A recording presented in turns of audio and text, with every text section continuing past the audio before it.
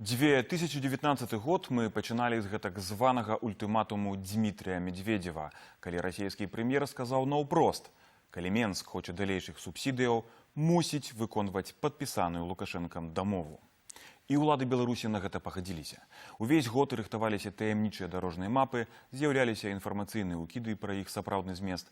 Мы разважалі пра тое, наколькі яны пагражаюць беларускаму суверэнітэту. Дзе мы апынуліся пасля ці не самага гарачага года інтэграцыі, высветляў Усевалад Шлыкаў.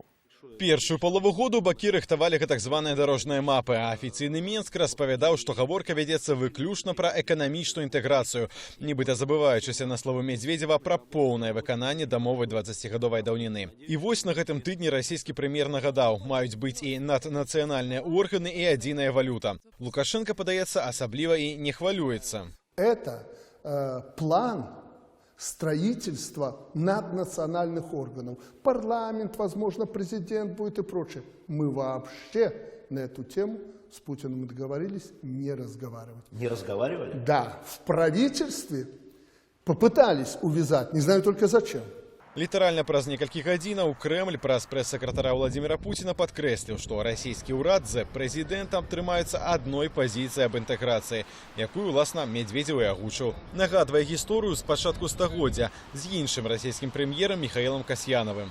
Тогда наши чиновники вместе с российскими сочиняли Конституцию союзного государства, обсуждали и готовили соглашение по единой валюте. И все это было готово на 99%, как они говорили. Ну и как-то ничем все это не закончилось. І паводле адмыслоўца нічога не кажа аб тым, што сёлета ці налета гэтыя інтэграцыйныя пакуты скончацца. З Масквы ў пэўным сэнсе сітуацыя бачыцца такім жа чынам. Год упущен. Год ушел просто вот на подготовку этой программы, которая, скорее всего, никогда не будет реализована. Андрей Суздальцаў падкрэслівае, што гэтая праграма прадугледжвае стварэнне адзінай эканомікі з усім тым, пра што казаў Медведзеў: супольная валюта і адзіны эмісійны цэнтр, што адразу робіць гэты план практычна невыканальным. Гэта вельмі шчыльны фінансавы эканамічны кантроль. Нават пасля гэтага кроку на незалежнасці Беларусі можна было бы паставіць крыж. Вось гэта сапраўды цікавіла Расію вельмі моцна прывязаць Беларусь да сябе, забяспечыць тое, каб незалежна ад таго, хто будзе прэзідэнтам Беларусі, Лукашенко ці хто іншы. Ні адзін з апытаных намі палітолагаў не верыць, што Лукашенко да канца году, як спадзяецца ў Маскве, або ўвогуле ў бліжэйшай будучыні пагодзіцца на ўсе патрабаванні Крамля. Але гэта не нагода для супакою. Гэта паказвае, што Масква ад свайго не адступіцца і што сама па сабе вось гэта эканамічная інтэграцыя для яе бессэнсоўная, калі гэта не ёсць грунтам для далейшай палітычнай інтэграцыі, а прасцей кажучы, для мяккай інкарпарацыі. У такой сітуацыі вінаваты сам беларускі бок, бо зусім не ёсць так, што адбіцца ад расійскіх памкненняў сёлета было немагчыма. Бо, да прыкладу, чаму Расія проста не націсне на Беларусі, не скончыць гэтыя пакуты з дарожнымі мапамі? Она не может не считаться с транзитным значением Беларуси, она не может не считаться с тем, что Северный поток-2, который мог бы составить альтернативу и украинскому, и белорусскому маршруту, сильно затягивается. В целом наше значение для репутации, скажем, Кремля. Мне кажется, эти вещи были не учтены должным образом. Няўдала разыграныя карты, што былі ў руцэ ў Менску на пачатку году, прымушаюць цяпер выкарыстоўваць, мякка кажучы, спрэчныя аргументы. Маўляў, калі Расія будзе пагражаць беларускай незалежнасці. Этого уже Запад и НАТО не перенесет, потому что они сочтут это за угрозу им.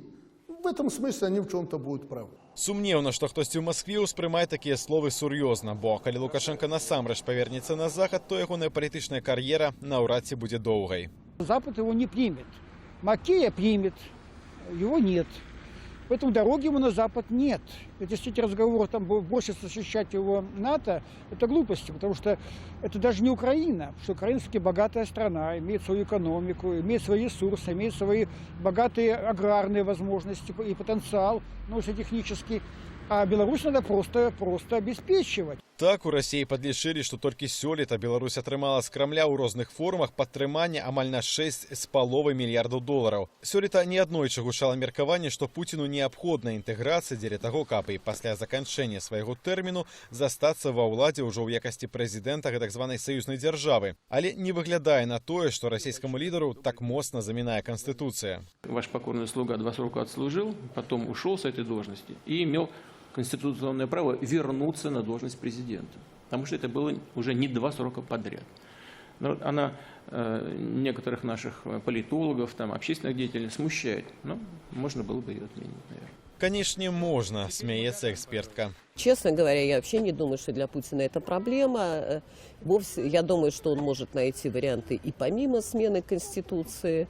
Но в целом же, на то у нас и авторитарные режимы, что с правом, с законом они не считаются. Тым не менш, у інтэграцыйных перамовах Москва дзейнічае бездакорна, заціскаючы хаўрусніка ў кут. А вось Менск... Галоўная памылка беларускае кіраўніцтва, што ўцягнуліся ў перамовы пра паглыбленую інтэграцыю, і у выніку Москва, яна ж звязала ўсе вось гэтыя бягучыя пытанні для беларускай эканомікі, газ, нафта, доступ на рынкі і гэтак далей, менавіта з падпісаннем цэлага пакета, а пакет з двайным дном. На тым другім дне поўная, прынамсі эканамічная залежнасць ад Расіі, бо цяжка ўявіць, што аб'яднанне падатковай сістэмы, мытні і ўвядзенне адзінай валюты праходзіла б на беларускіх умовах. Таму ёсць вялікі шанец, што і 2020 год пройдзе пад знакам тых жа бясконцых перамоваў і крыўдаў хаўруснікаў. Союзная держава ператвараецца такое поле сапраўдных таких конфликтаў, гандлёвых войнаў, інфармацыйных войнаў з кроснымі бацькамі і іншымі такімі інфармацыйнымі штукамі.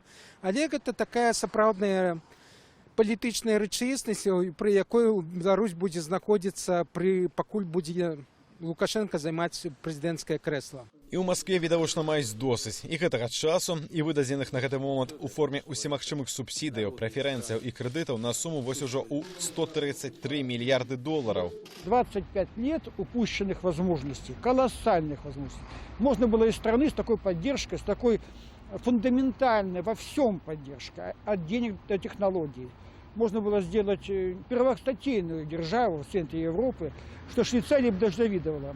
Менск, канешне, мае і свае контраргументы. Маўляў, ацаніць адзінага хаўрусніка немагчыма. На территории Беларуси 2 военных базы Российской Федерации, высокотехнологичная база. Сколько вы заплатили нам за это время после распада Союза за эти 2 базы? Тайна государственная, не знаю. 0. Варыянт, пра які Лукашенко бліжэйшым часам не падпіша ўвогуле нічога з-за падрыхтаваных дакументаў, маларэалістычна, мяркуюць нашы эксперты. На штосьці пагадзіцца давядзецца. Канешне, не на адзіную валюту, як хацелася бы расійскаму ўраду, але на чарговую саступку суверэнітэту. Анексія не адбылася, расійскай вайсковай базы ў Беларусі таксама няма. Хаця большасць дарожных мапаў для інтэграцыі з Расіяй узгаднілі, а ў Менск, паводле неафіцыйнай інфармацыі, збіраецца кіраўнік амерыканскай дыпламатыі Майк Помпеа. Вынікі года я абмяркую з палітолагам Павлам Усавым. Добрый вечар, Павел. Добрый вечар. Павел, адразу пытанне пра суверэнітэт Беларусі. Так? Александр Лукашенко заявіў у інтэрв'ю «Рэха Москвы» расійскаму медыа, што ён не адчувае пагрозы суверэнітэту. Ці вы з ім згодныя? Шмат чаго не адчувае. Тое, што адчуваюць патрыятычна накіраваныя грамадзяне, яны адчуваюць, што ўвогуле той факт, што Беларусь знаходзіцца ў межах саюзнай дзяржавы і будуе нейкія інтэграцыйныя працэсы з дзяржавай, агрэсарам, па сутнасці, само па факту з'яўляецца пагрозай для беларускага суверэнітэта, то бок інтэграцыя і перамовы па праграме паглыбленай інтэграцыі, перамовы па гэтых картам дарожным, гэта ўсё і ёсць адчынены факт таго, што Беларусь усцяж знаходзіцца пад сур'ёзным прэсінгам і усцяж ёсць сур'ёзная пагроза для незалежнасці і суверэнітэту. Гэты год, які адыходзіць, ён быў хутчэй добры для Беларусі ці дрэнны? Ён быў цяжкі. Ён быў цяжкі, такім застанецца, і цяжкі быў менавіта са шмат якіх фактараў. перш за ўсё па эканамічнай сітуацыі і палітычнай сітуацыі ён застаўся цяжкімі і быў цяжкі, нягледзячы на тое, што мы адчувалі пэўны лагодны падыход уладаў да апазіцыі, да ўдзелу апазіцыі ў выбарах, хаця яна была зацікаўлена ў выбарах. Тым не менш, на ўлады прадэманстравалі, што ніякай змены ў парадыгме унутрыпалітычных адносінаў не будзе. Апазіцыя, грамадзянская супольнасць, яна будзе знаходзіцца пад сталым рэпрэсійным ціскам уладаў, і ўлады не дазволяць выходзіць па-за межы тых акрэсленых умоў, якія існуюць. Улічваючы той факт, што у будучым, у 2020 годзе мы будзем мець прэзідэнцкія выбары. Што тычыцца менавіта знешняй палітыкі ці адносінаў з Расіяй, то гэта быў, напэўна, адзін з самых цяжкіх гадоў у гісторыі Беларусі у часе кіравання Лукашенка, акрамя, канешне, падпісання саюзнай дамоўленасці ў 1999 годзе, ратыфікацыі яе. Гэта быў адзін з самых цяжкім год, перш за ўсё звязаны з тым, што перамовы адносна дарожных мапаў, праграмы, яны вяліся ў сакрэтным рэжыме, ніякіх інфармацый. До гэтага моманту мы не ведаем шмат. Вось мы ўжо шмат чаго мы ведаем ужо.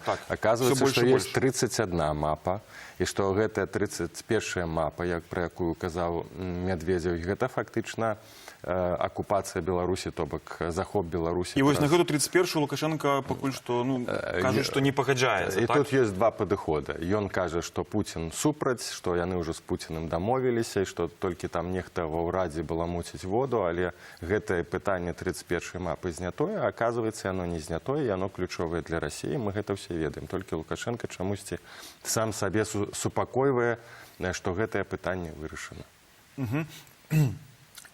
Мапы, 30 мапаў узгоднены, яны тычацца розных момантаў, эканамічных в асноўным, але не толькі. Калі яны могуць быць падпісаныя, і што гэтае падпісанне будзе азначаць?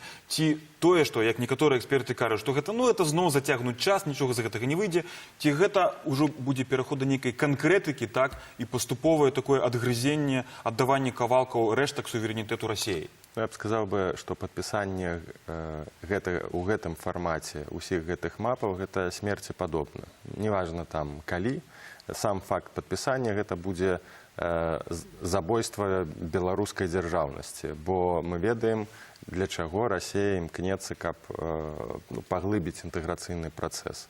Для чаго яны стварылі гэтую 31 мапу і чаму яны ўсцяж трымаюць Лукашенка за горла, не ідуць ні на якія саступкі, замарозілі крэдыты і ввогуле гатовыя цалкам падвесіць у эканамічным плане Беларусі, і узгадваецца увесь час, што Расія корміць Беларусі, што Беларусь павінна расплочвацца, гэта ўжо адчыненым тэкстам. Кажуць і сам Медведзеў, што што вы хацелі, інтэграцыя гэта адмова ад суверэнітэта, але не ідзе размова пра тое, што Расія будзе ад свайго адмаўляцца. Кажацца і падкрэсліваецца, што Беларусь павінна адмовіцца ад часткі сваёй суверэнітэта, і таму чакалася, што гэтыя мапы будуць падпісаныя 7-8 снежня ў Сочы. Падчас урачыстага павінна была быць урачыстасць, аднак гэтыя мапы былі не падпісаныя. І, безумоўна, той факт, што Лукашенко іх не падпісвае, сведчыць, што нават ён ужо разумее, што тая традыцыйная палітыка і той традыцыйны падыход, зацягванне часу, падпісаць, не выконваць, ён ужо працаваць не будзе. А што можа спрацаваць, Павел? Мы назіралі даволі масавыя пратэсты. Мы назіраем апошнія гады ад адкрыццё на захад. Праз некалькі дзён у Менск павінен прыехаць, прынамсі неафіцыйна, вядома, трэцяя персона, ці там адна з першых персонаў амерыканскай палітыкі Майк Помпео. Што можна яшчэ зрабіць, каб, можа, не спыніць інтэграцыю, але хаця б выйграць час? Ёсць тры асноўных элементы, якія можна рэалізаваць і павінны быць рэалізаваны дзеля таго, каб захаваць Беларусь. Першае, спыніць інтэграцыйныя працэсы цалкам, бо яны для Беларусі не маюць ніякага сэнсу, ніякага значэння, асабліва з той імперскай Расіі, з якой мы маем дачыненне зараз. Вядома, што для яе патрэбна інтэграцыя дзеля таго, каб пашырыць сваю прастору. Гэта першы момант. Другі момант — пачаць шырокія палітычнай і эканамічнай рэформы. Бо, безумоўна, як я ўжо казаў, гэтая інтэграцыя, яна патрэбна дзеля таго, каб падтрымліваць хворую беларускую гаспадарку, якая па-за рынкам, якая не можа канкураваць з сучаснымі прадпрыемствамі. Ну і трэці момант – гэта пашырэнне грамадскага дыялогу з беларускай грамадскасцю. Дякую, Павел. Дякую.